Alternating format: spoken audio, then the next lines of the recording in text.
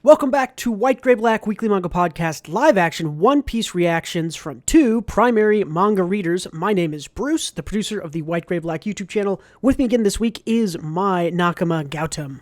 Hello, hello. Today we're talking about episodes 5 and 6. These episodes are called Eat at Baratie, and episode 6 is called The Chief, which I spelled wrong on that background thing, and I'm going to fix it right now, and The Chore Boy. Gautam, these two episodes together as a story about Sanji and the Straw Hat crew, how'd you feel about it? I loved them. I think there's one overall problem I have, but that's for later. I think these are the two best episodes so far, easily. And I totally agree. Hands down. I think episode 5 will probably end up being the best episode for me. These two episodes were amazing. Episode 5 was the best episode for me as well. Yeah. I think Sanji and Zeff were so well cast. They did great. Mm-hmm. Zeff especially. That guy acted his way around a lot of people in this show. Yeah. I'll just start going through my notes. Feel free to chime in with whatever notes you've got. The opening of episode 5, Garp in a Hawaiian shirt and that Hawaiian flashback. shirt Garp is what I I literally wrote Garp in a Hawaiian shirt is great. We get a little more. We have complained the last 4 episodes of One Piece and the last 2 episodes we've recorded about Garp being pretty different. All right, taking the straw hat off. They brought him a little more into line with manga Garp here. Not quite there, but there's in these 2 episodes, there's a lot of little things that are like, okay, Garp is there, lurking under the surface. He was close. He was unhinged. Like he showed his crazy side in the flashback with Luffy's training, but first lunch. Yeah, but I wrote down there, but he's like, but first lunch. It's like, yes, that's great. Yeah. Later on, he's like eating 3 steaks at the same time. Like little stuff like that is like, that's great. Also, he's just genuinely freaking out when Luffy is the subject matter, and he threw the cannonball like we talked about. He did, yeah. I was going to say we talked about that last episode. He threw a cannonball, and Luffy did the balloon thing. Balloon. Yeah, they did it. I wasn't sure if they were going to. But I'm glad they did. It looked bizarre, but yeah, I like that. That was great. I'm glad we're getting some weirdness out of Garp. I think the actor can't be one-for-one manga Garp, where he's loud and obnoxious just like Luffy is, because the actor seems just like more subdued as a more person. Intense. It's a different take on the character for sure. Yeah, you're like, this guy's just crazy, kind of a thing. But I'm digging it. I like that it seems like he's getting a little bit more kind of like unhinged and wild. Like, you think, he's a hyper serious, Admiral of the Marines or whatever. And then it's like, no, this guy's a little unhinged also. And then I loved on the boat, I guess, after Luffy shoots the cannonball back at him, the way he just like laughs and kind of like that laugh for me was like, yes, they're doing it. That was great. I loved the transponder megaphone. It was also goofy. Like, just give me more transponder snails. Every time you see one, it's like, okay, you cannot take the show that seriously. There's transponder snails. There's a megaphone snail. It's great. Yeah, I love that. I think we got exactly what we wanted, kind of out of Garp, who felt like a completely different character for a bit there. Yeah. But we are seeing. We can get this out of the way. We're seeing a lot of Garp and Kobe stuff. Mm-hmm. I think it's like the B plot of the show, which is I'm fine with it. I like that it's working for me mostly. I mean, it's interesting, but I thought it was these 2 episodes, they didn't really have anything to do. Not too much here. I did really like the scene between Helmeppo and Kobe where they talk about the 7 warlords. That felt like a good lore drop exposition dump between those 2 characters of like, again, Kobe in these 2 episodes is kind of learning like, okay, you thought it was just good versus evil. You thought it was the Marines are the good guys, Pirates are the bad guys. And he has his world changed by Garp and by Helmeppo and by learning about Mihawk and all these things. I appreciate that. It's not a whole lot, but I thought it was good. I mean, it was good enough. I enjoyed watching it. I had no complaints there. Helmeppo, Kobe said at one point to Helmeppo, it's like, what you said about Garp in Syrup Village may be right. And what did he say? I don't know. Oh, I don't remember. Yeah, I don't know. Yeah. You'd have to hit us up in the comments. Let us know. What did he say there? Because I remember hearing that line too. I don't know what he's referring to. Yeah. Yeah. I loved when they... Okay, well, first of all, we have had this discussion on the manga podcast and on this show a couple times. How do you say Baratie? I'm here to say, I told you so. They went with the French pronunciation. It is Baratie. It is Baratie. It is not Baratie. Yeah. So. Oh, there it is. Yeah. So I can say it with confidence now because I was never sure. Baratie. Yeah, Baratie. So I'm happy with that. I loved the music as they approach. It like changes to this kind of like jazzy kind of diner style music. It was awesome. The music in this show is amazing so far. Also, there's a part where they were in the fog where Usopp just has excellent vision, which is kind of like. It's not really called to attention, but Usopp's like, I don't see any pirate ships around here. And Nami's like, we can't see anything with the fog. Oh, and I didn't even catch that, but that's a good, yeah. Yeah, and the fog is still like up, like kind of clearing, super but still thick, up. Yeah. And Baratie is like a ways away, but you can see in the distance. And Usopp's like, what does Baratie mean? I noticed that too. I was like, yeah, I did kind of notice like, wow, he can read that. I guess he can for lore, for storytelling purposes. But I didn't even think about it. That's a good call. That very well could just be referencing, his sniper proficiency, / observation hockey potentially, kind of. Not really though. It's just sniper. He's just sniper eyes right now. But yeah, that's cool. Yeah, that was cool. I think it's when they're in the fog where Nami is like, it's like, you're the first mate to Zoro. I was like, go talk to him. And Zoro just like walks up and is like an absolute himbo and is like, hey, you okay? And Luffy's like, yeah. And he's like, good talk. And they just walks off. He's like, do you want to talk about it? He's like, nope. It's like, okay. Good talk. Good talk. Yeah. I really liked That's great. Zoro, I really liked him in the last 2 episodes, at least the older Zoro. And in these 2 episodes, I also really liked him.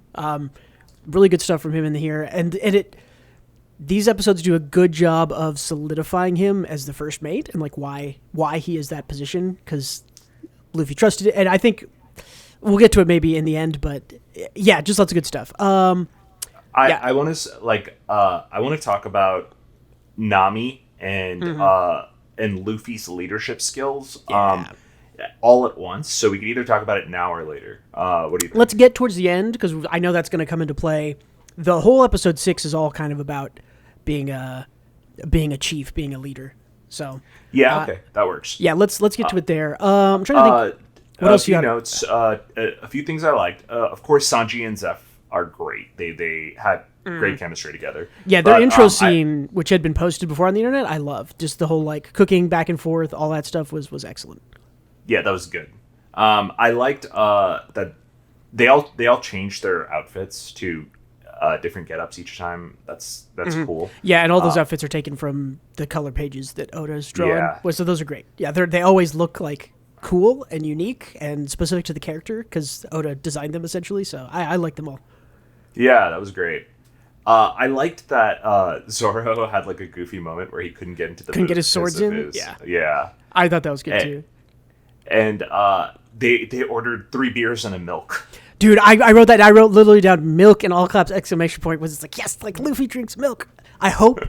Do you think that they will ever do the like Luffy gets hit so hard he loses a tooth, then he just drinks some milk and it like comes back immediately? There's just no explanation for it. I don't think they will, but I think it's hilarious. So I honestly no, at this that's point, a very I feel like they might. Though. So maybe I love that the back and forth with Sanji and Zoro starts already, where Sanji comes out and does his little like I'm flirting with Nami wink thing, and Zoro's like, "Is there something in your eye?"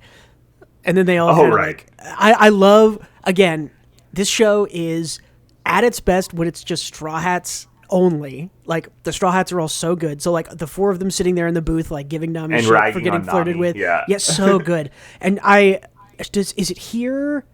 Oh yeah, she at the very end of that, Nami like smiles and is like, "You guys are the worst." And you are right here. I think that the actress who plays Nami is doing like a really exceptional job here, because I bought that moment as like she's trying to distance herself because she knows she has to betray the Straw Hats, but she's like really legitimately having fun and falling in love with these guys like as a crew. So she is love that moment. She is still the standout for me. Among the amazing cast, everyone's really good, especially in these episodes. Like, because I think Zeff is like probably the best actor on screen we've seen, maybe. Like, and Mihawk is really good. Like, all of the side characters in these 2 episodes were like really, really good. So, agreed. I always thought Mihawk would sound more like Inigo Montoya, but I still like this was a great rendition of it. He did a great job. Yeah. So the interesting and biggest change so far is that Don Krieg just got killed in Mihawk's opening. Yes, I was going to mention that. Yeah, we got Don Krieg, who I don't remember where he's from, but doesn't Luffy fight him or something? I don't remember where. Luffy fights him. Yeah. Luffy fights him in Baratie. Oh, okay, yeah. Yeah, but that was cut. Don Krieg is just killed. Which I liked that scene. I thought the Mihawk intro scene was awesome. The bullet slice was so cool, and the fight was awesome, too. Bullet slice, he cuts a ship in half from, 100 feet. That was fucking awesome. That was awesome. And it's a great way to show, oh, yeah, Zoro's really good at fighting. He fought 2 cat people. But, Mihawk is cutting a ship in half and cutting bullets in half. You are not on the same level. I should point out, at this point, it's established that Garp hired Mihawk, or called Mihawk, to go capture Luffy.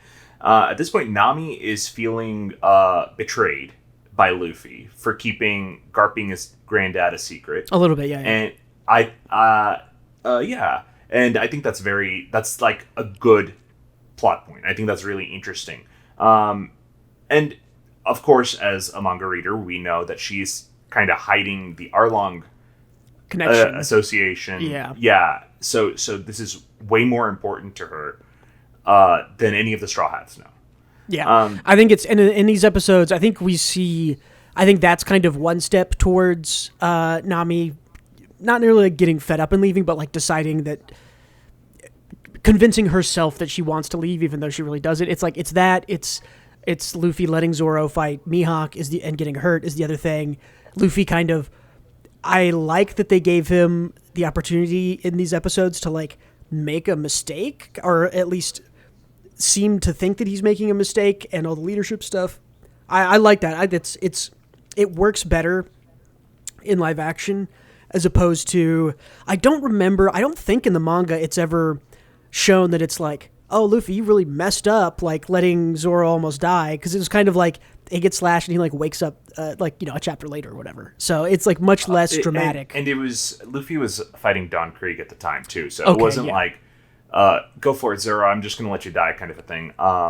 It was more so they were all had their respective hands full at the time. Yeah, but I really liked those changes. I thought that it all again informed Nami's decision to leave really well. It gives it. Zoro and Luffy both grow, and where they end up at the end is very good. So yeah, I liked again these 2 episodes best in the show so far for me. I do think one change is it was a TV change that I think makes the show more entertaining, but it kills some character development along the way, and I think that's a shame because we are glazing over some emotional beats. We have to go a little faster, I think, is probably why, but yeah. Even then, right? I think I would have had Sanji be more prickly towards Luffy, because he was a harder shell to crack, because everyone else was easy to recruit. And that's fine, but Sanji wasn't easy to recruit, because he had his own reasons for staying. And Sanji wasn't as willing to leave Baratie. Yeah. Well, that's all fine because he was charming and fun. I still liked Sanji a lot. But I prefer the manga version of Sanji. I don't think I agree with that, because I think Sanji was completely unwilling to leave, and I think Zeff saw that, and I think that's why Zeff had to not fake fight him, but Zeff knew that if he didn't push Sanji away, Sanji would have stayed there, because Sanji felt like he owed his life to Zeff. He had to keep working for him. He had to stay at Baratie. I thought that came through in the show, exactly the same. Maybe not the same as the manga, but yeah, that part came through good enough. But I don't think Sanji's respect for Luffy or reason to join Luffy's crew in particular came through. Yeah, it felt less like.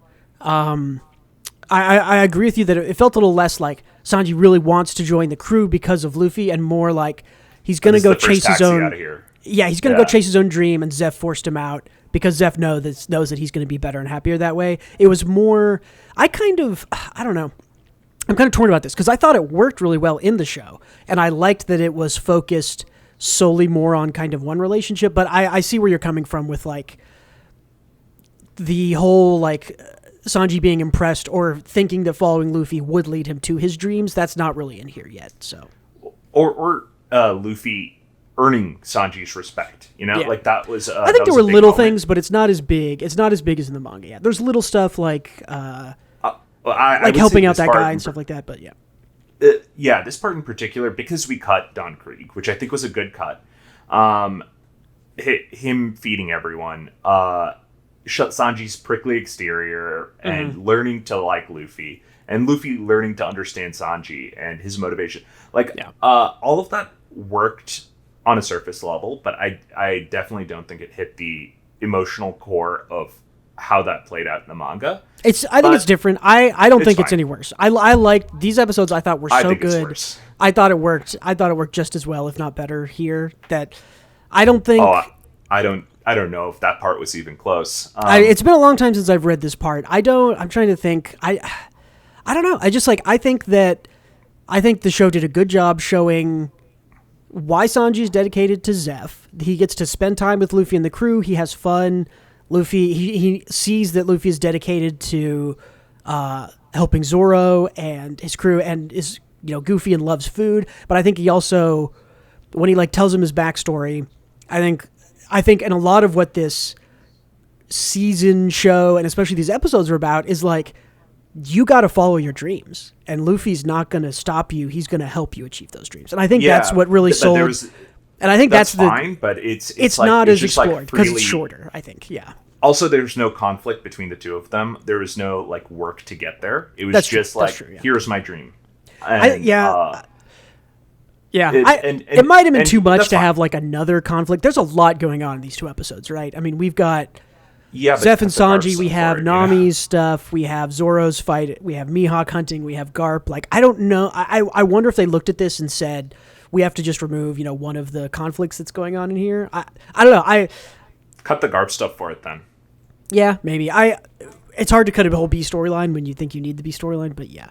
What else do I have here? They dropped the Seven Warlords stuff. That's way early, right? When do we actually learn about Seven Warlords in the manga? That's like I think when we were Crocodile? Before Alabasta, Crocodile. Yeah, it's like Crocodile. I think we learned like right beforehand. Yeah. Yeah. Aside from that, they did Krieg's man. Sanji fed him. That was fine. I loved Usopp drunkenly dancing. Usopp is a goof. Usopp is great. Him. Yeah. They gave him a lot of little moments in this one of like him hiding under the table at one point. And I hope they give him more of those little like. And every time he was like, "Why don't we just run away?" at the very beginning, and clumsily kind of dropping the cannonballs and stuff. But that was sad. I wanted to see him shoot a cannonball and get like a perfect hit or something. But I think that'll show up later because they circle back around to it. I'm positive. Yeah. I thought there was a cool scene that Zoro and Nami had where they played the drinking game. Yes, I love that scene a lot. Yeah. I love this. Felt like the first time Zoro outsmarted Nami, where the drinking game is just a bonding moment for them to get to know each other better, but also just an excuse for Zoro to drink. And it worked both ways. I love that. Good job, Zoro. That was really good. I think it's maybe the scene right before that, but when Helmeppo and Kobe are talking about the Seven Warlords, you can kind of see there's like a little bit of character development in Helmeppo, which I liked. I like that he's like not just always going to be like a shitter. Like he's coming around a little bit, but I like that too. Yeah, I also liked that. Again, we kind of get Kobe getting told here that it's like, hey kid, you may tie, like, what do you say? It's like, you may tie a good knot, but you don't know how the sea works. Like, that's like good, right? Because Kobe is this very idealistic kid who's kind of clearly in over his head and thinks he understands and joins the good guys because he wants to do it, but doesn't really get how the world works. But I think he's going to learn. I hope that we end up, I don't know if it'll be sort of end of this season, but we'll end with Kobe being more like, I don't even know where I want him to end up, but it has to be somewhere closer to Garp and Luffy than where he started, right? He has to be more kind of free, I guess you could say. Yeah, I'm kind of curious as to what they're doing with him. I think it's good that they are giving him character development, knowing the character he will be. Yeah. But these last two episodes, they didn't really have anything to do. So I'm hoping I think that that's a little not bit a to do. theme. I think it's good. Nothing interesting, in my opinion. It was. I mean, it was fine. It's obviously not as good as the Straw Hat storyline, but it's good that we have someone else who knows Luffy and Garp's relationship on the Marine side. That way, that isn't in the dark. I think that's good. I think Kobe is. They're using him as the point of view self-insert for a watcher, right? Watchers don't know about the Seven Warlords. We can use Kobe to explain that. Watchers don't know about Dracula Mihawk or how the Marines work or how the sailing stuff is. Like, I think Kobe is just that character. But we need, in order to understand the whole world, we have to know not just about the pirates. We have to know about who's chasing them. And I think Kobe's point of view and the storyline that he's in is just, it's more about kind of building up the world, showing who the Marines are, showing who Garp is, who Mihawk, Helmeppo, like, how does the world work? Kobe is learning how the world works along with the viewer, and I think it works for that. So yeah, it just brought what I found fun about the show to a standstill. It's a little bit less fun than because Straw it doesn't Hats, hit obviously. It's not as fun as the Straw Hats. Nothing really gets done on the ship that is interesting, that progresses the plot. And I feel like I would rather spend more time with Sanji than do nothing with Kobe and Garp, in my opinion. But I do like their extended inclusion. I think it's good. It's interesting to think about, though, because, like, if you think about it, right, like, Garp could handle this in 1 second. If he wanted to catch Luffy, he could just jump to that ship and solo everyone and take Luffy. But it's just, like, a little weird to think about, knowing how strong Garp is as a manga reader. I mean, it doesn't explicitly say this, but I think there is. Maybe they'll reveal it in the next 2 episodes or eventually, but there is definitely an angle of Garp doesn't really want to. He doesn't want to, like, kill Luffy, right? Like, he. Of course not. He just wants to discipline Luffy. Right. He just wants to, smack him on the wrist to be like, stop being a bad pirate. But he's hearing that he's a good pirate, and so it's coming around. I don't know. I think it makes sense in that if you read between the lines, even though it's not stated, getting Garp and Luffy's relation in these episodes makes you feel more like, well, Garp's not really, he doesn't really want to. He does want to capture him and kind of bring him to justice, but he's also like, man, if he gets away, that's my grandson. That's the way he's always been. He's never listened to me. He never does what I tell him to. Why would he start now? That kind of stuff. So. Yeah, it's just funny to consider. Like, like him chasing the Straw Hats ship is like, he had no intention to actually catch it because he could easily if he wanted to. Yeah. Well, I don't know. We haven't seen. I mean, I'm sure Garp is strong. I don't know if it's like leap half a mile strong. No one has done that yet in the show, so we'll see. I don't know. It might be. He punched a bomb-sized hole in an island after being stabbed. So. He might be leap half a mile strong in the manga, right? But yeah, and that's. I'm saying the show. The show's like a little different. I don't know. There are things are a little adjusted power levels, right? So maybe Garp can jump that far. Maybe he can't. I'm not sure. Either way, I do like that it slowly shows Nami's getting more attached to the crew. Mihawk is introduced. Zoro challenges Mihawk to a fight, and Nami is like. Very much against it, very in character, and she's like, "You're my friend, right?" As a reason, and Zoro, called back to her story where she said she doesn't have any friends, and it's like another one of like we're talking. It's another one of those things that stacks on with like leading to Nami leaving is like this is like one of those things where it's like, I thought you said you didn't have any friends. Like it's I took a note on it. What did I say? She's like, because you're my friend, you idiot. And Zoro's like, you said you don't have any friends. And I put himbo backfires. Yeah, well, it's interesting. I very much like this because it establishes Nami leaving and quote unquote betraying the Straw Hats so well. Yeah. Like in the manga, it was very much a blunt thing that she regrets. She rips off the Band-Aid. All at once and just ghosts them, Irish goodbyes. Yeah. And I think I like that a lot too. but I like this as well, where this is bad. Where she is infinitely kind of patient with the Straw Hats, and just she's just like, okay, now I have no choices, and she leaves for that reason. Yeah, well, I mean, it isn't even she has no choices. She comes down, she like does it to save Luffy, right? Like, because Luffy's getting his ass she kicked. ran out of choices. Yeah, but like everything's built up, and she's like, you know, if Arlong hadn't showed up, would Nami have left? I don't think so. Whereas in the manga, it's a little different because she isn't as, I'm trying to think how to, she like isn't she as still has her compelled walls to. up.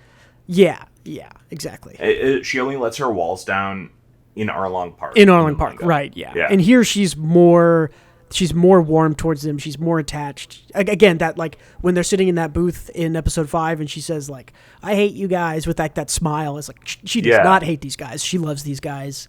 That was great. I had one last thing about Garp. He made a comment talking to Kobe about turning down being fleet admiral in order to keep his freedom. And I love that. That's one of those things that I think is just like the writers get it, the creators get it, right? They understand. Luffy has said all this stuff about being a pirate, about being free. Garp is, I didn't take fleet admiral because that means I'd have to do it their way, and I want to be free. And it's like that's exactly in line with how things are in the manga and stuff. So I like that a lot. I agree. That was cool. That was a cool call out, and the reasoning perfectly aligns with this character. It's because they would shackle him, and they wouldn't let him be a crazy person like he wants to be. Yeah. I have a few more things. When Mihawk and Zoro were dueling. Let's just talk. I mean, we talked a little bit about Mihawk, but Mihawk is great in every scene. It is a little different than I thought. You're right. I did imagine him a little more. I thought he would be Spanish. Yeah, a little more kind of. Sorry, my computer did a thing. A little more kind of Spanish. Oh, it's a fucking computer. Stop. Hold on. Stupid. My USB stuff keeps making beep bitty doops. Where was I? Yeah, I mean, that was my sort of headcanon for it, but I still didn't mind at all how Mihawk was in this at all. He was great. His beard was great. He was a badass. He was still like a little sassy. Oh my God, hold on. This fucking computer. So I liked the scene where him and Zoro were about to duel, and he sees Luffy, and he's like, you're a different kind of package than I was expecting to pick up. Though I do like your hat. That's great. Well, yeah, because we know that Mihawk knows Shanks, right? And so I don't remember what's their exact They're buddies. They just know each other, right? Because Shanks knows like all the warlords, right? Because he knows like Whitebeard and he knows Whitebeard, and he just hangs out with Mihawk a lot. They just drink together. And I love that they kept his fucking badass line. Which one? I don't hunt rabbits with a cannon. Yes. Okay. I was gonna say we have to talk about I don't remember if we talked about this or if maybe it was somebody else, but we were like, do you think they're gonna do the little sword fight instead of? And it's like, and they did, and it was so good. Teeny sword fight. Yeah, he gets a little sword out like that. That's so good. As soon as you start like taking the show a little seriously, it's like, nope. The Swordsmaster is literally going to fight Zoro with like a tiny sword, and Zoro gets like absolutely schooled, which is the way it should be. Yeah, that was good. I like that fight too. The fight was really good, really well staged. Again, all the action in this show is really good. Anything else about the fight? My next comment is on the end of the fight. So, no. So, Zoro's actor really killed it in this part. Whenever he's kind of defeated on the ground and he gives the sort of like "I will never lose again" monologue, I thought that was great. Like he's like crying on the ground. He's like, from now until the end, like I will never lose another fight. And Zoro's actor is fantastic. He's so good, and because we're readers, we know that's pretty much true. So, very cool to see. I liked that a lot. Oh, I do wish Sanji was there because he was in the fight in the manga, and that was like a point of respect Sanji had for Zoro. I remember that. Yeah, he like watches the fight happen. Yeah, it also pushed him towards leaving Baratie and chasing his dream of all blue, when he was more so on the fence earlier, just because of the immense amount of dedication Zoro put into his own dream. Exactly, yeah. So it was just a little odd that he wasn't there for that fight. I think he would have been a great addition, considering he wasn't really doing anything at the time. He was just inside. Yeah, I don't know. I sort of get why they went Straw Hats only for that scene, but I still good. I still think my praise there is heaped onto Mac and you on Zoro's actor, because I thought he killed it. His frustration through the fight, the physicality of it, getting slashed. Like, what does Mihawk say? He's like, I respect you enough that I'll kill you with Yoru or something. His sword. So. Yeah. That was great. As expected. Yep. I'm glad they did justice by that. Yeah, Zeff is great. Let's move on kind of to my note. That's the end of my notes for episode 5. They didn't do his ship, which is just a coffin that floats. Maybe that would have been too over the top. Yeah, maybe. I don't know. Who knows? I totally forgot about that. Yeah, I mean, maybe we'll see it in the rest of the show. Yeah, maybe. What is it? At the start of episode 6, they're like someone has to go to Baratie to find some, and Luffy's like, I'm not really hungry right now. And it's like, get a doctor, Luffy. Like, pay attention. Little stuff like that is always so good with the Straw Hats.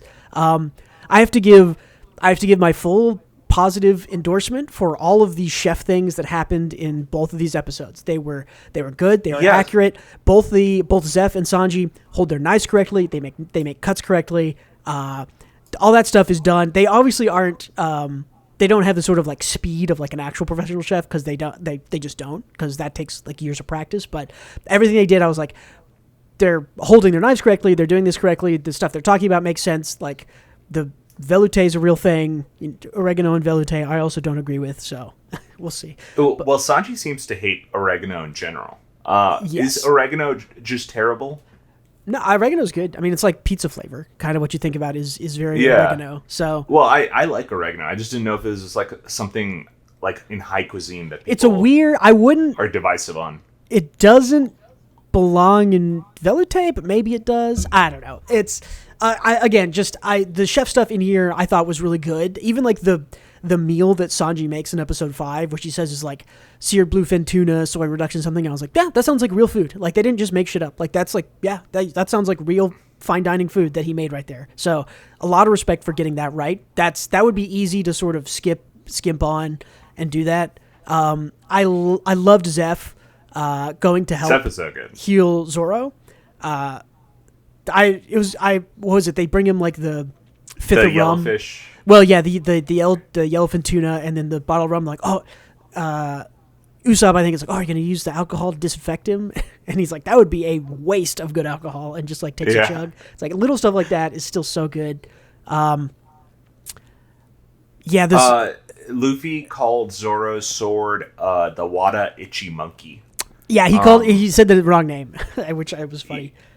Yeah, that was so stupid. I loved it. We get Garp kind of flipping out, and when Kobe learns that he's related, I like again that Garp in the scene like destroys his office, but also is like laughing at the end of it. Like, that's again, like every time the Garp actor laughs, it's a good look. So I liked that here. Right. I think Sanji was a swell guy towards Luffy. He was just incredibly empathetic towards Luffy kind of being listless about not being able to help Zoro. It's like not something he could take action on. I also think I think Sanji in the show is shown to be sort of like, oh, he's very angry and he's a fighter about food and all this stuff. But it's also like, but he feeds everybody and he's very compassionate towards people who need help or people who are out there. He did not come off as angry to me at all. He just came off as an empathetic, cool dude. I don't know. He seemed pretty. Not maybe angry is not the right word. He was very sort of confrontational, especially with Zeff, right? Like in the scene where he's like, why are you making me cook medium well steaks? The food here is shit. Like, we should be doing fine dining food. Like that kind of. He's very confrontational. I don't feel like he's much of a hothead from the episodes I saw.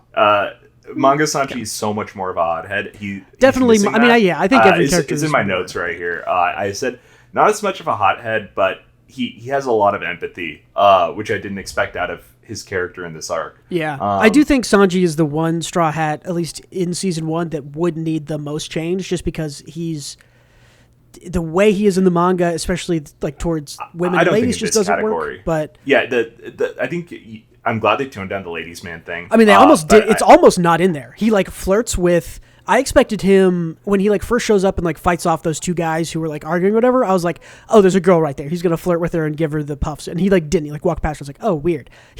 They almost didn't do enough of it for me. He like flirts with Nami, and that's like the only like womanizing we see from Sanji. I almost expected more. I expected like him to, like give free drinks to every girl he walks by and like try to be a real ladies' man, but instead it was just like he flirts with Nami, and that's all we see, and it's one scene, and it never happens again. I appreciate that. That was enough. That was really? like I could have used a little bit more. I really think it would have done a lot to show us that he is this kind of flirty character if like he flirted with more than just Nami.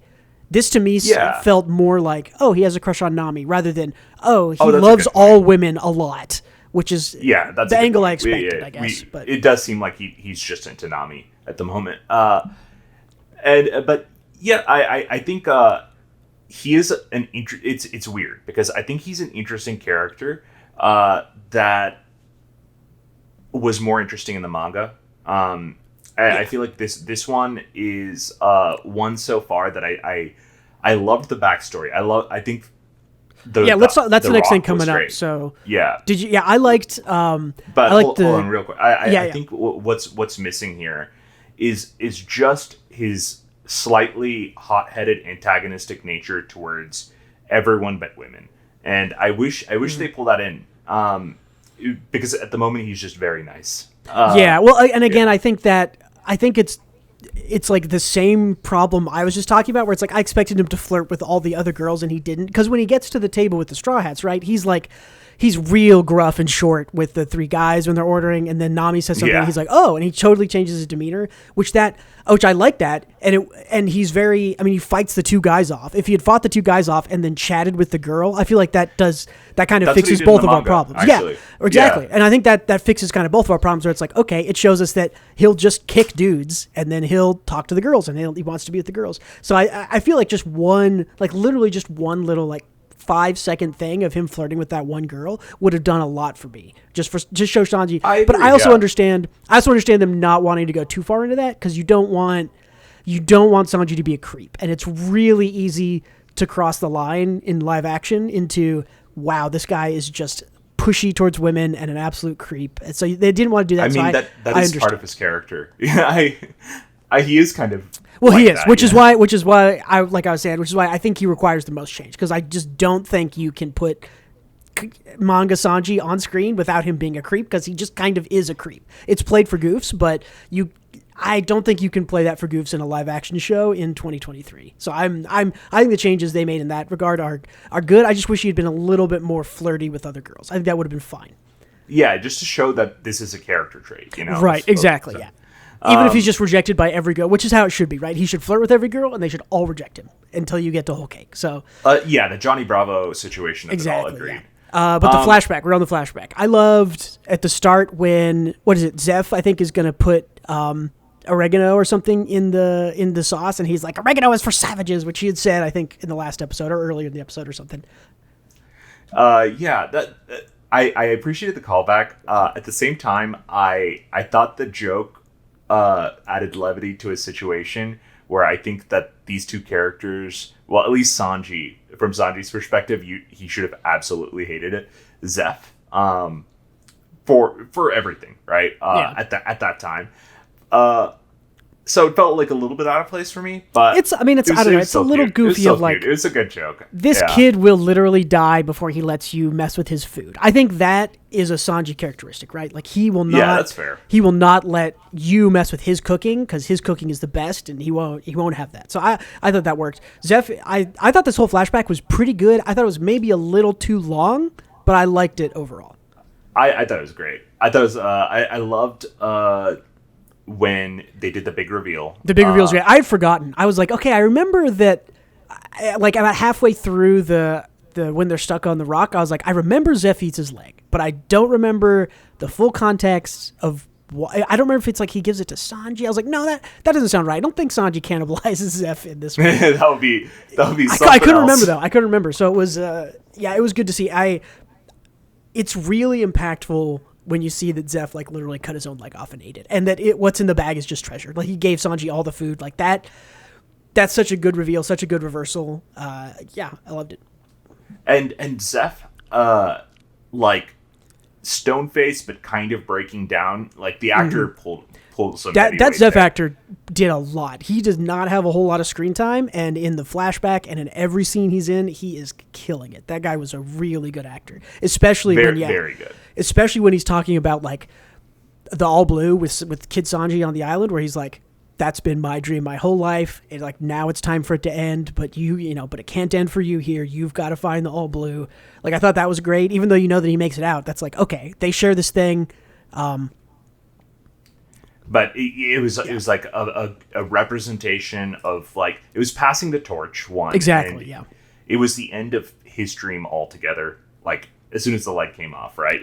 Very good stuff. And I think it works really well with Zeff having to sort of like yell at Sanji and force him out at the end, because I think that while maybe the Sanji-Luffy connection didn't work as well, I think the Zeff-Sanji stuff works just as well, if not better, that worked in the live action, because it's like I get it. I think they focused more on that angle, and so it's like Sanji is clearly very indebted to this guy who like cut his own leg off to save Sanji's life essentially, and then they shared the same dream, and it's like, yeah, Sanji's never going to leave. Like he's mad about being there because he wants to be something different than what Zeff needs at Baratie, but he's also like, but I'm eternally indebted to this guy who saved my life, so I will never leave. And then Zeff has to force him out. But I cannot agree that it worked better, but I did think it worked well. It was very good, as good as it could be on TV, especially. Like yeah, the actors pulled. I didn't have any issues with it. I thought it worked 100%, so I thought it was good. I liked the line. I guess it's like right when we get out of the flashback and Sanji's like, "Do you have any idea what it's like to have someone sacrifice a limb to save your life?" And Luffy's like, "Actually, yeah, I kind of do know what that's like." That was great. As far as connecting the Straw Hats together, that's a good one. Of like, yeah, like Luffy actually does understand what that feels like, so he gets you. Line, yeah. I thought questioning. This part, especially where Luffy's questioning his own leadership, Nami's questioning his leadership. And they're having like a full-on kind of, I don't know. They have a talk about it. They're having a rough time with it. With Zoro's potential death. I think this is a really good scene because they are, for the first time, experiencing someone almost dying. And I think that needs to be like addressed properly. And I think the show did a great job at that. And it needs to be as dramatic as it was. I especially loved like Luffy saying like, Nami's like, "Why'd you let him go? Like, why'd you stop?" And Luffy's like, "I didn't think he was going to lose," which is like, on one hand, maybe kind of dumb. It is kind of dumb. But the other hand, it's like, yeah, he trusts him completely because that's the kind of character Luffy is. I thought that was great.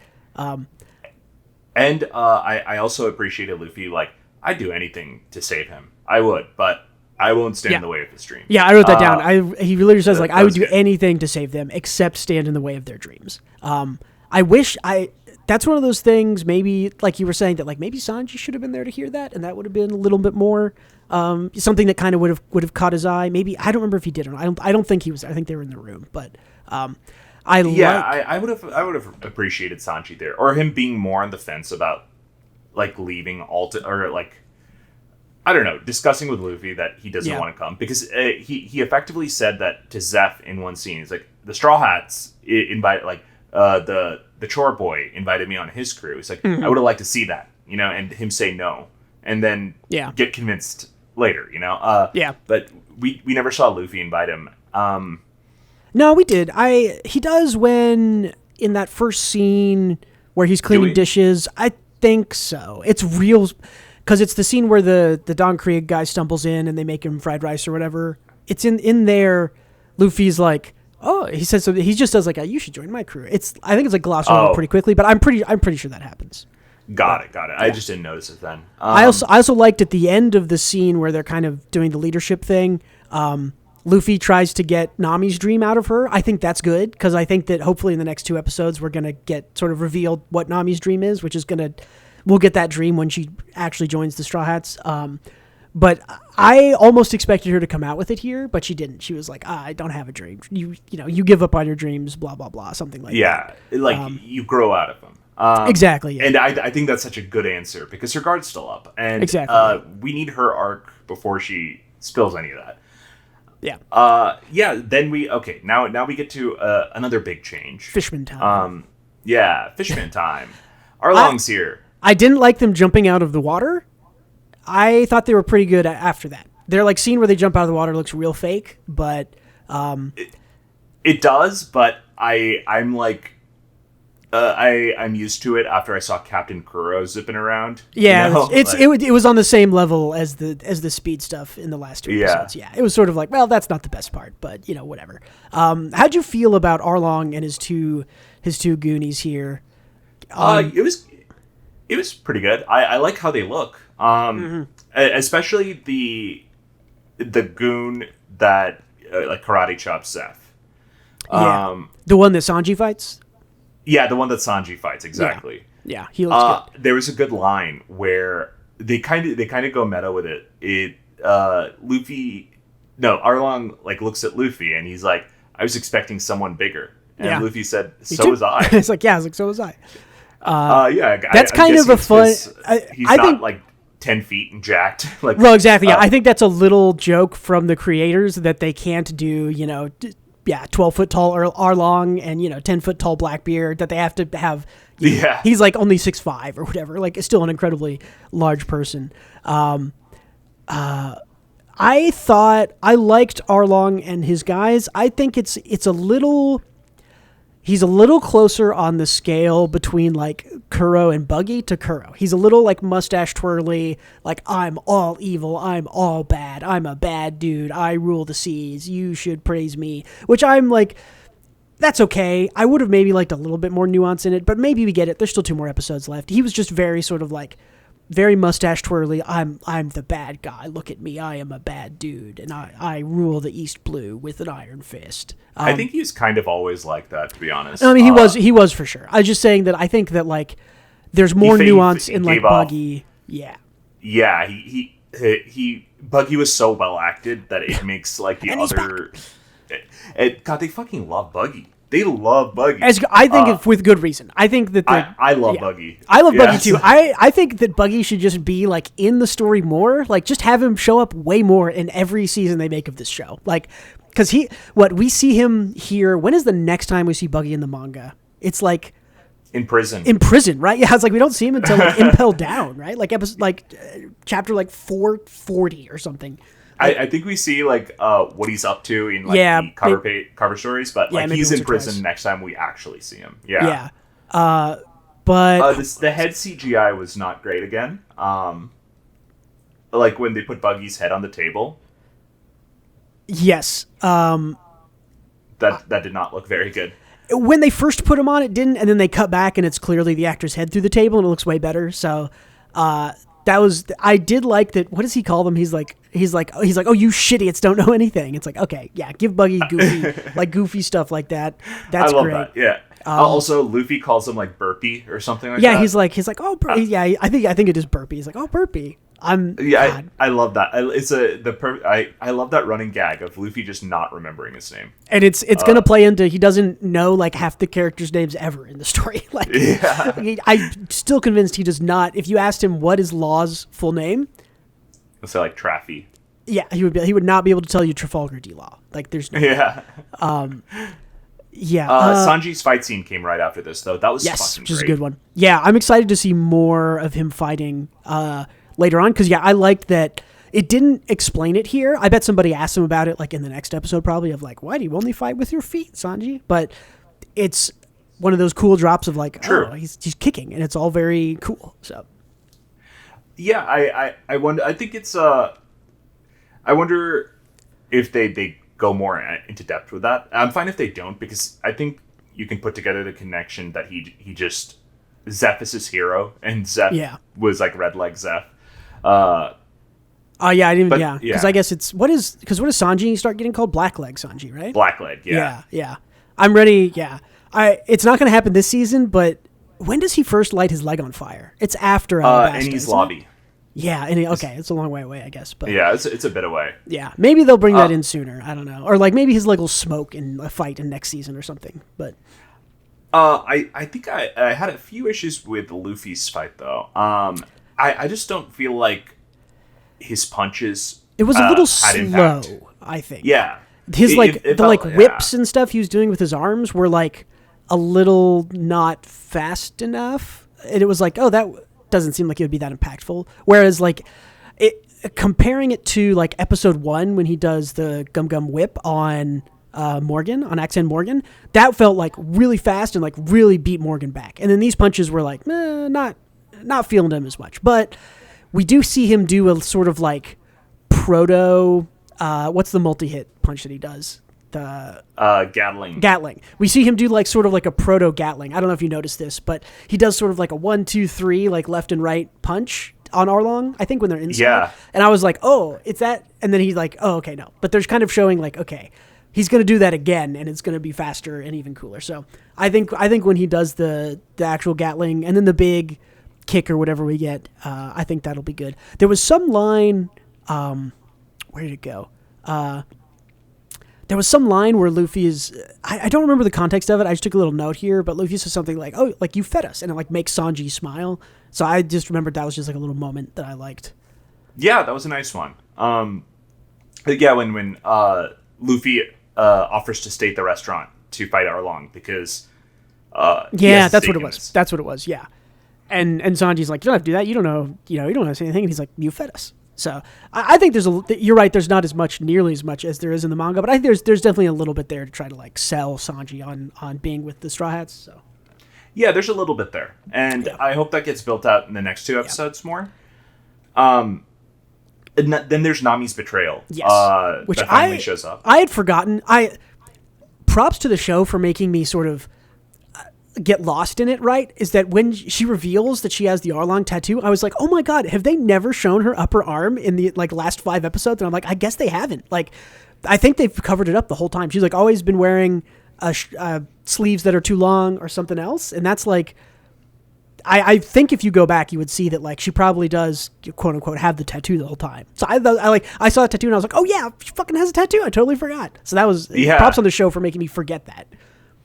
For real, it always felt natural. But I think the build up to the betrayal made sense.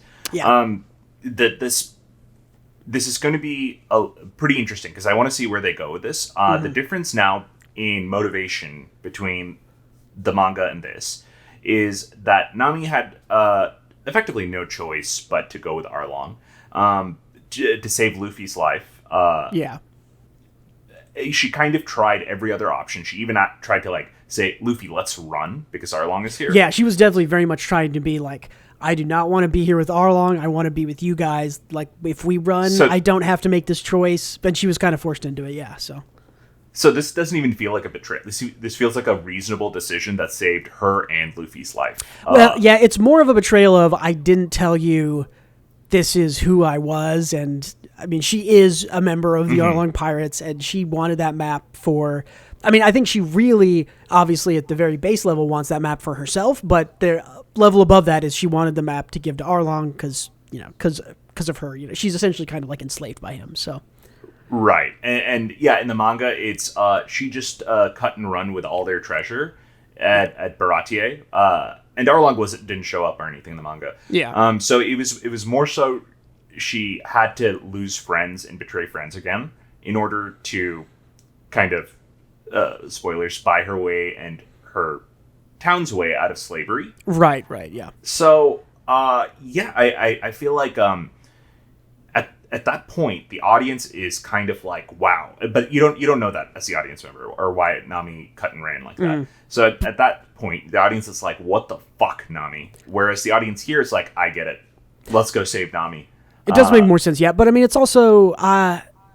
I'm not saying either is bad or good. It's just I think we're still going to get the sort of like, we're still going to get the reveal of she's, not really into the Arlong Pirates. She's doing it to save her town and all that stuff. Like, I think that's all still in the show. I can't imagine it's not. But yeah, it is very different. I thought for the show and how they got there, I thought it worked. Like I don't think it did not. It worked too. It did not work at all because they did a good job foreshadowing where Nami does a little call in the episode 1 or 2. I think it's episode 1. She like tries to run. Yeah, it all makes sense. It was surprising yet inevitable if you didn't know about it, I would say, which is the best kind of twist. No, it totally worked. I like that they do. I think what they've done is they've taken the scene from Arlong Park where Luffy gets thrown in the water and put it here at the end of Baratie, which is fine in my opinion because that's a good scene to show that like dropping a Devil Fruit user into the seawater is just like it will just kill them. It also gives us a chance to see Taz Skylar, the actor for Sanji, shirtless and incredibly ripped. And I was like, oh, of course, like and like him in the background while they're doing the scene as just like this hyper ripped dude was like so funny to me. I was like, yeah, dude, yeah, sure. I was like, the only reason he's shirtless is to get the audience some man service, and we're okay. They should do that. I don't never not do that. Absolutely do that. They did. I did the same thing with Zoro, kind of a little bit, but with his shirt. But it wasn't nearly as. The actor who plays Sanji is like. He's like 6'20", built like a fucking truck. Yeah. If I had to have one complaint, it's that like. The Sanji in my mind from the manga at least is more of like a thin kind of lithe guy, and the actor who plays Sanji is like a fucking football player, which is fine. Like it's not a big deal, but it's like he's a big dude. Yeah, that's okay. He's doing a great job in the role itself. Yeah, super good. We get Dog Hat Garp again. Dog Hat Garp which was my next note. Don't explain it. Never have anyone question it. He just wears the dog hat sometimes. I said that's my Garp right there. Dog Hat Garp. Yep. The confrontation between Zeff and Sanji here, I love that. I thought that was one of, if not the best acting scene we've gotten, like maybe in the show. That one was really good. It's up there with Zoro saying, "I won't lose again." Again, I think the best acting we've gotten in the show is in these 2 episodes. The best moments is all very good. I really like the line where I guess Zeff says it to Sanji, where Sanji says like, "I'm not going to quit," and Zeff is like, "Quitting is staying here," right? He's like, "You have a dream and you have to chase it, and if you stay here, you're quitting on that dream, and I can't let you do that." So everything for there worked a lot for me. That was really good. Yeah, I like the way the show is it's being very clear and smart with its theming on freedom and following your dreams and how important that is, and I like that they are leaning into that as sort of the theme that to me is what I am reading so far of these 6 episodes as the theme of season 1, right? The theme of season 1 is your dreams are important and you should chase them and you need the freedom to do that.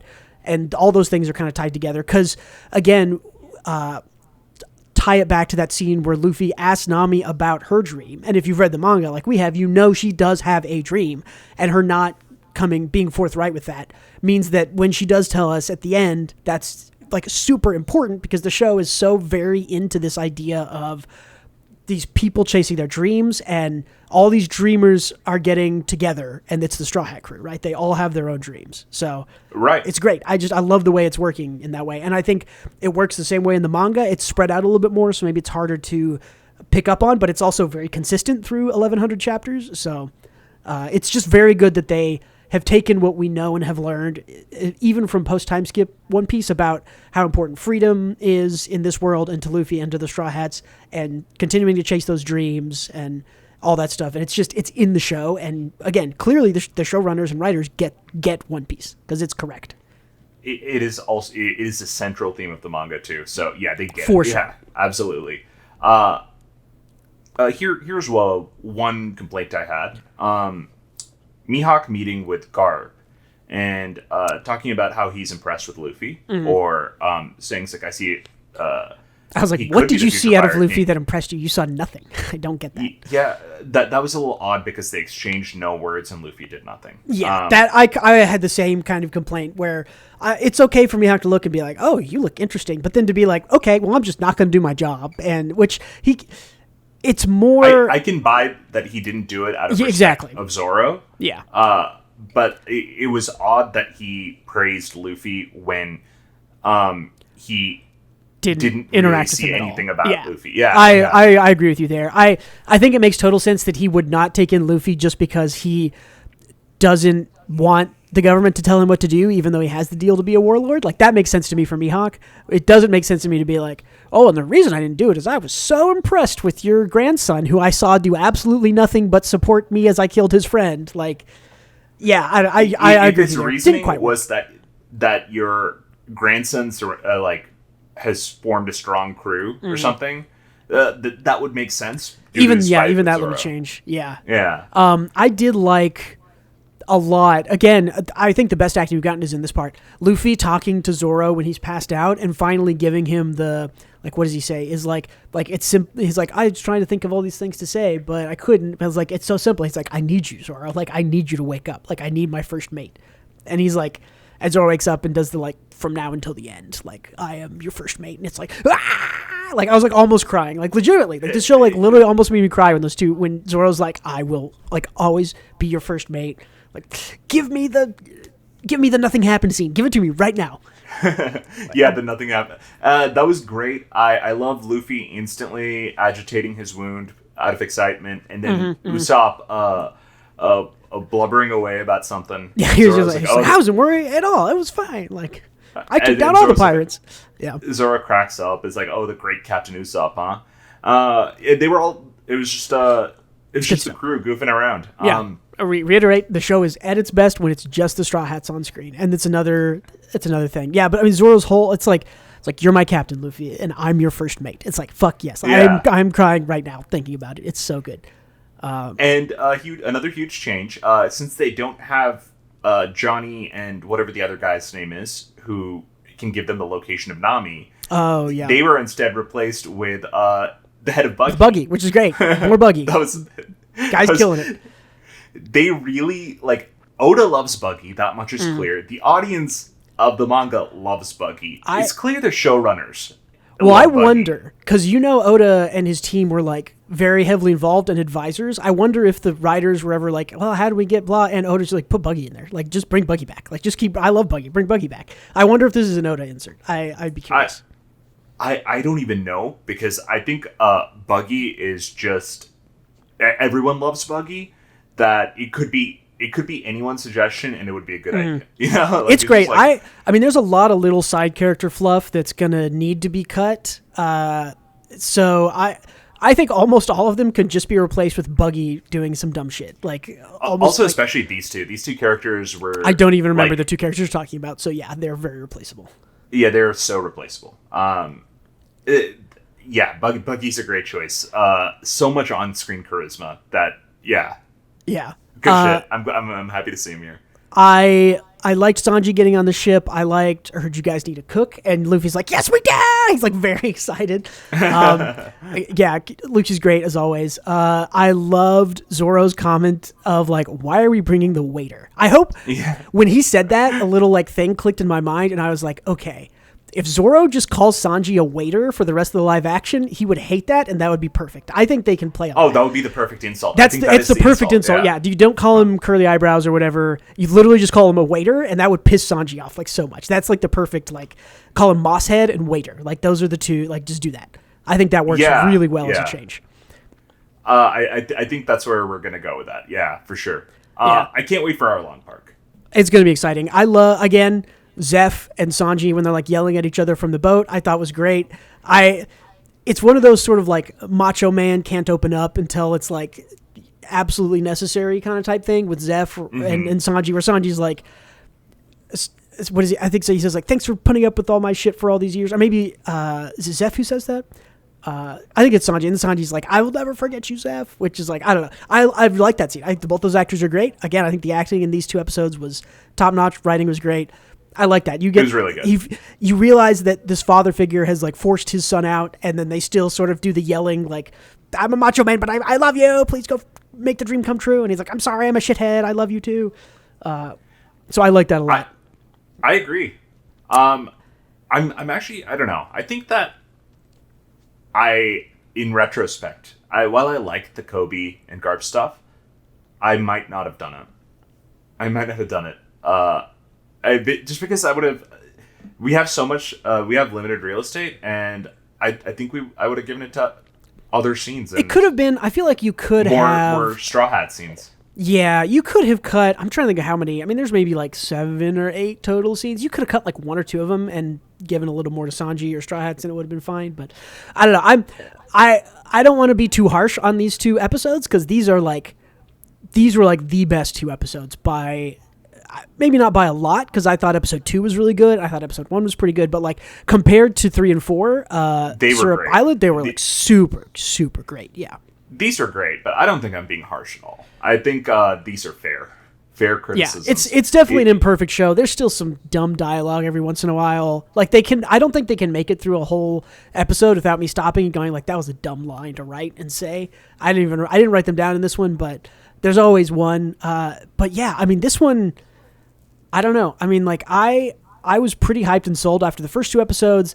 The 3 and 4, I was a lot more down on. Those episodes I did not like nearly as much, but 5 and 6, These are the best ones. These are the best. These were really... This is some quality television. I think if you wanted to, like...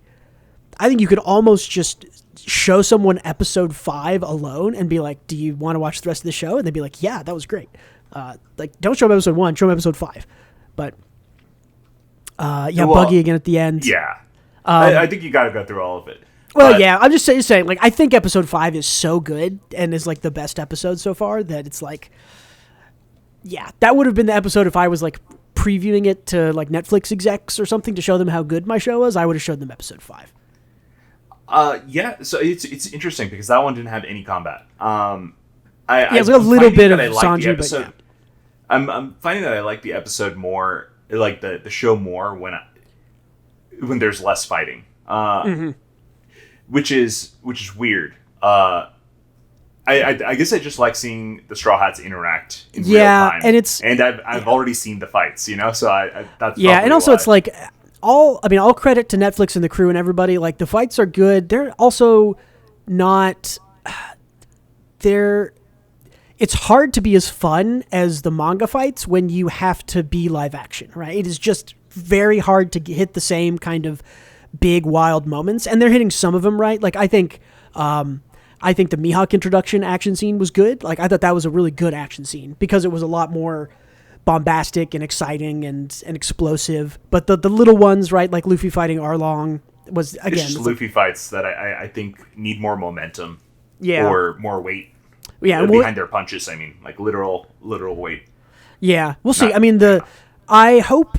From what I've seen from the previews and trailers, there's going to be a lot more fighting in these last 2 episodes, obviously because the sort of big Arlong Park confrontation is coming. So if they nail those, I'll still be pretty happy with it. I don't think the fights are bad. They're definitely not as bad as some of the other fights I have seen on Netflix shows, but yeah, they're not the best part of the show, definitely.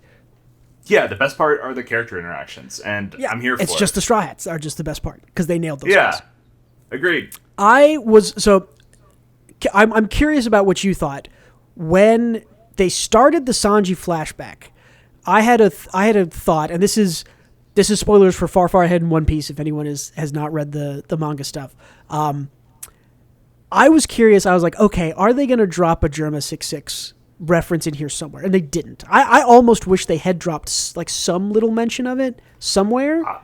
Because it would have been cool. Anywhere. Yeah, it was fine without it. I gotta say, it was totally fine without it. The fan who knows all 1100 chapters of One Piece wanted to be like, oh, but Germa 66 is so cool, and it's so important to Sanji later on that I hope that they plant the seeds for that earlier because we don't really learn that there's anything else to Sanji's backstory other than he was saved by Zeff and the island stuff until like, is it Dressrosa, I think, where we start hearing about how Sanji might have like be a prince or something, right? Yeah, it's a long time for that. Yeah. I don't know how we can feasibly hear about it because Sanji very much wants to bury it, you know? That is something that he does not count as part of his life. I mean, I think it could just be as simple as someone's calling him prince or like, something like, oh, I bet you were born into wealth. And he like is mad about that, like more mad than he should be about that. It's just some little thing like that, right? I'm just curious about it. It's not even like not a complaint or a negative, just curious about it. Yeah, I don't know. Maybe we will see that. We already got like something like we got Nolan, right? Like the story of Nolan that Nami was reading. Yeah, Zoro when he was unconscious. That was the Skypiea. Is that Skypiea? Okay, because yeah. When that was being read, I was like, man, that's probably important, and I don't remember that. Like, where was that from? Okay, so that's that was Nolan the Liar who found that land in Skypiea. Talked about the giant bell, of course. Nobody can validate his claim of Sky Island because of circumstances, and he got executed. That's right. Yeah. Okay. Yeah. So that was cool to see. It was a neat little foreshadowing / hint for the future. Yeah, which I love. Like I said, I love that they're bringing in those, bringing in stuff that they know exists that they can plant seeds for a little bit early. Like I was talking about with Germa, which they didn't, but it's all still very good. I'm out of thoughts for episode 5 and 6. Best episodes so far, for sure. Oh, easily. Any other comments or? No, and I think that it makes sense that this was the best episode by far, because the next two ideally should be even better. Yeah.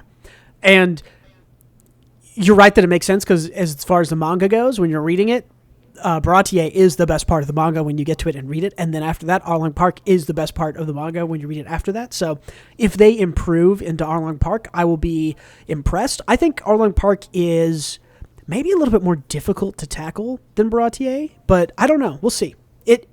I'm not sure. If it's equally as good, I'll be very, very happy. If episodes 7 and 8 are just as good as 5 and 6, I think I'll be pretty happy. I hope they're better, but if they're equally as good, I'll be happy. It hinges on Nami's acting. We're safe then, I think. I hope. I think so too. I think she's great. She's amazing. Emily Rudd is great. Yeah. Also, I actually one final thought on this one before we head out. The Baratie set is fucking amazing. Yes, I had to know that too. Like, this is the best set we've gotten so far. So good. I can see why they used it in a lot of the promotional teasers and stuff that I had seen. Is because I mean, especially compared to the Syrup Island house to Kaya's house or whatever. This is like real shit. Like, this set is it was awesome. so good. Yeah, and the kitchen is kitchen was cool. It looked so much better. I think even imaginative, like it was more imaginative than Baratie was in the manga. Mm-hmm. They just enhanced like the manga version of Baratie in a way that makes sense. And man, I want to eat there. Like, keep that set around. Okay. Turn it into a real restaurant. You know, Japan's gonna have that set. If not now, very soon. I maybe when I go in December, if they have Baratie, I will go and eat there. It'll be bad, but. I agree with you. This is, and it's such smart filmmaking too, because it's only like 4 rooms, right? There's like the back patio where they have like the Mihawk and the drinking competition. There's the kitchen, there's the dining room, and then there's like the out front, right, where like Arlong and Luffy fight. There's like only 4. There's like 4 scenes, but they like reuse them multiple times. I like when it like got dark outside, the music theme changed and it had a little bit of a different feel to it. It wasn't fine dining, it was more kind of like a nice bar, nice kind of drinking, like thing. So yeah, this set was awesome. I think so. Yeah, it was fucking awesome. You're right. It was like 4 rooms and they utilized it perfectly. They built that whole thing out. It's real so sets. Cool. Yeah, I mean, absolutely hope that they do not stop doing that. They should keep building real sets and using prosthetics. I mean, I was going to say the close-ups on Arlong looked really good because I think those were all prosthetics, and it they got real close to his face, and it did not betray that there were any. I don't think there were any computer graphics in there. If they were very minor because he looked great. It was all the fishmen. All the fishmen looked super good. Perfect. Even the front of house guy who was like that Nami paid money to or whatever to get him a seat. Even that guy was like, oh, this guy looks really cool, like a really cool looking fishman, and I think that's all practical. I'm wondering. Okay, so I haven't seen. We saw the guy Usopp fights, which was the tall fishman, and the karate fishman was the one Sanji fights. Arlong Luffy fights. Where's Hachi? I wonder. Oh, I forgot about Hachi. Yeah, Hachi, the most important out of all of them. I was about to say, Hachi shows back up. I wonder if we get Hachi introduced in the next episode or not. I'm not sure. They might scale it back, and Hachi might not be in here, but we'll see. I don't know. So. Yeah, I don't know either. Because Hachi, I don't even know how you could do that with prosthetics. You know, it's he's much more. Is he octopus? He's much more cartoony. Octopus, right? He's an octopus. Yeah. Yeah, we'll see. He looks much more cartoony than the other fishmen. So I don't know. Yeah, he's a bit wilder. It also makes me kind of both curious and I wonder. I don't know how to say this. I both wonder and hope that we get to Jinbei, because Jinbei is one of, if not my favorite Straw Hat, and I'm curious to see if they just can hire like a linebacker dude and get him in cool prosthetics. And Jinbei is awesome, so I'm curious to see how they do him if we get that far. That would not. We kind of also need it needs to be like like an uncle that used to play football in college. Yes, and he's like, it needs to be like, but he's 40, like Dwayne The Rock Johnson, but not ripped Dwayne The Rock Johnson. Like I like legitimately think you could get what's that other wrestler turned actor guy who's a really good actor actually? John Cena. Not John Cena, although it would be an interesting choice for John Cena to play Jinbei. No, the other guy who was in he was in the James Bond movie. He was in. It's killing me. What's the? I know. No, that's Mr. Robot. I can't think of any other wrestler. Dave Bautista. Dave Bautista. I think Dave Bautista could be Jinbei. Do you like my fan casting? Yes or no? The problem is my head can't picture how a human being becomes that shape. Well, yes, I agree. Because if you look at Jinbei, he's just like kind of thumb shaped, but so is Dave Bautista. He's shaped like a Dorito a little bit, you know? Yeah. And Dave Bautista is a little thumb shaped, so it's like that's where I'm coming from in that. So maybe that may be good casting. Yeah.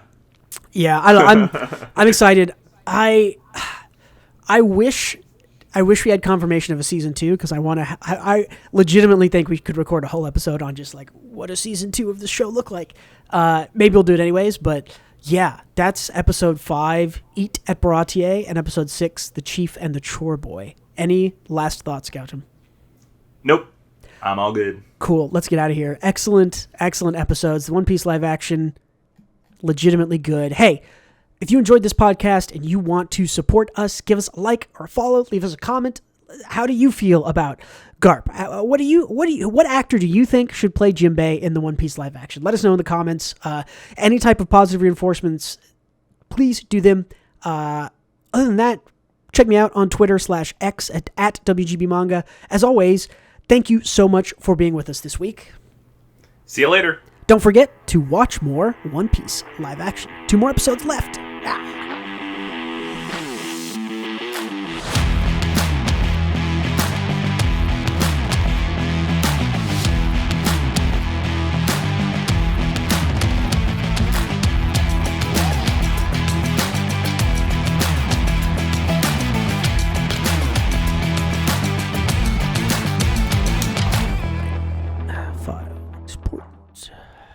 Those were the best 2 for sure.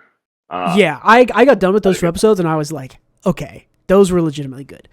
Like with 1 and 2, it was sort of like, all right, 1 was a little uneven, but still pretty good. 2 I thought was good. 3 and 4, I was very much like, well, the flashbacks were so bad, I had a hard time thinking about anything else. And these 2 episodes, I was like, oh man, and it works. It all just works.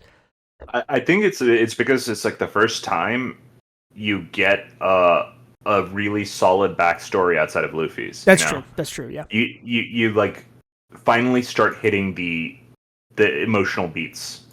Yeah. It's also like, because the show is at its best with the Straw Hats, the more Straw Hats they are and the more they are on screen, the better it is. And these 2 episodes were like, if you cut out the Garp stuff, like almost every A plot was either Zeff and Sanji, who we mentioned, fucking killed it, or it was Straw Hats. And so it's like everything was good.